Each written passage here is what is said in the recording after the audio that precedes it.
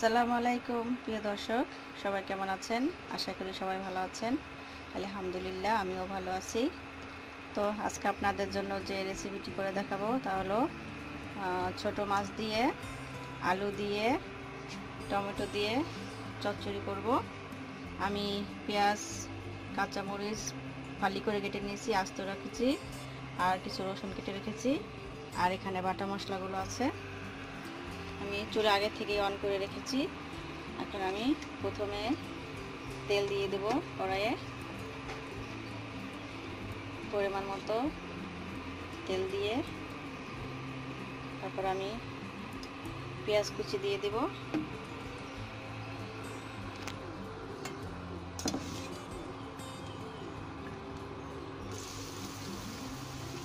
পেঁয়াজ এবং কাঁচামরিচগুলো দিয়ে দিব।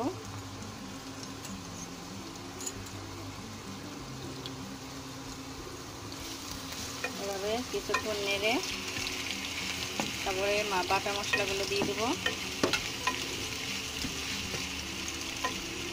আমি ছোট মাছগুলো একটু লবণ আর হলুদ দিয়ে মাখিয়ে রেখেছি।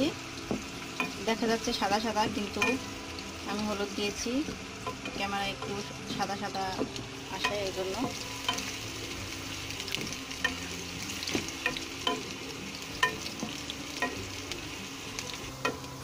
এখন আমি বাটা মশলাগুলো দিয়ে দিব। হলো রসুন বাটা, আদা বাটা,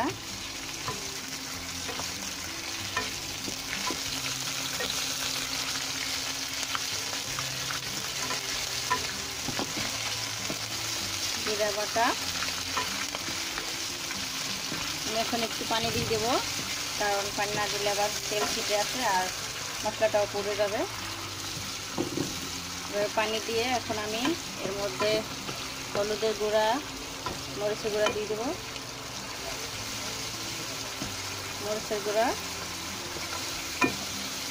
অল্প দিলাম, কারণ আমি কাঁচা মরিচ দিয়েছি এখানে, এই জন্য ঝাল বেশি হয়ে যেতে পারে, তাই। মশলা কমানোর সময় আমি চুলার পাওয়ারটা কমিয়ে দিয়েছি, কারণ মশলা পুড়ে যাবে কিন্তু কষানো হবে না, তাই কমিয়ে দিতে হয়।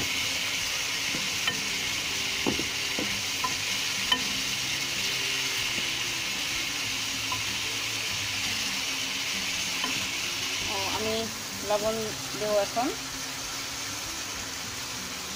লবণ পরিমাণ মতো।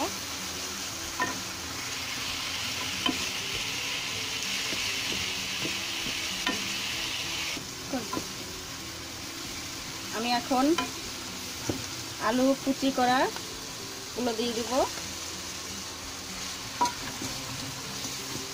আমি আলুর খোসাগুলো না ছাড়িয়ে আমি আলু কুচি কুচি করে কেটে নিয়েছি, কারণ এভাবে ছোট ছোট করলে আলুর খোসা না ফেললেও হয়। আর আলুর খোসায় অনেক প্রচুর পরিমাণে ভিটামিন থাকে, এটা সবাই জানেন। আমার ভিটামিনটা খাওয়া হয়ে গেল এবং আমার সময়ও অপচয় হলো না, কারণ এই ছিলতে গেলে আরও অনেক সময় লাগতো। মনে হচ্ছে না, দেখেন, দেখতে পাচ্ছেন যে আমি ছুলি নাই, মনে হচ্ছে যে ছুলেছি আলু। খারাপ লাগে না, ভালোই লাগতেছে, দেখতেও মোটামুটি ভালোই লাগতেছে। তো আপনারা যদি চান তাহলে ছুলে নিতে পারেন, সমস্যা নেই। আমি ছুলে নিয়ে নিই। এভাবে কিছুক্ষণ আলুটা কষাতে হবে। দেখতে পাচ্ছেন আলু কষানো শেষ। আমি এখন অল্প একটু পানি দিয়ে দেবো, কারণ মাছ থেকেও পানি বের হবে এবং টমেটো থেকেও পানি বের হবে, তাই বেশি দিলাম না। এখন আমি কিছুক্ষণ ঢেকে রাখবো। এভাবে ঢেকে কিছুক্ষণ রান্না করে টমেটো আর ছোটো মাছগুলো দিয়ে দেবো।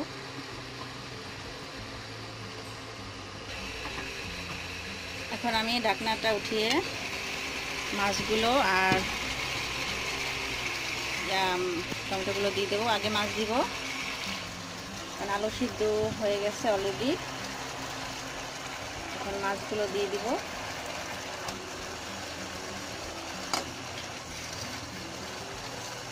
এভাবে মাছগুলো বেশি নাড়াচাড়া করা যাবে না, ভেঙে যাবে।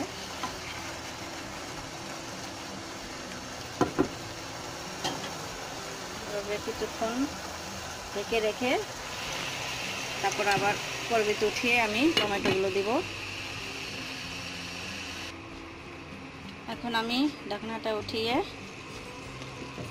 একটু মাছগুলো উঠে দিয়ে টমেটোগুলো দিয়ে দেব।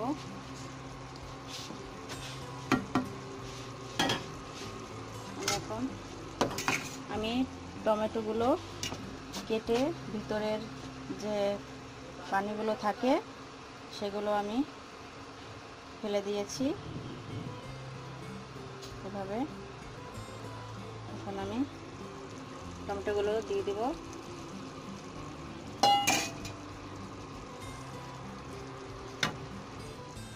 এভাবে দিয়ে এখন আমি ঢেকে দিব।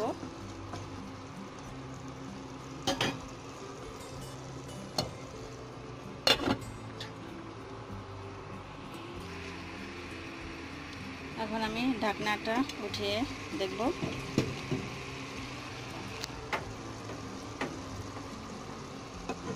দেখতে পাচ্ছেন হয়ে গেছে।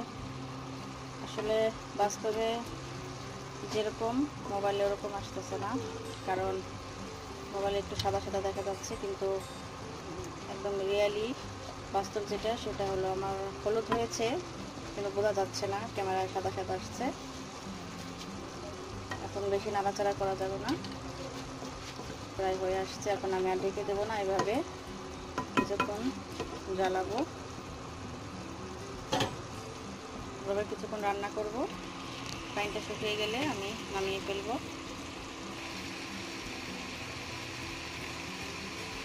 দর্শক দেখতে পাচ্ছেন আমার টমেটো ছোটো মাছের চচ্চড়িটা হয়ে গেছে।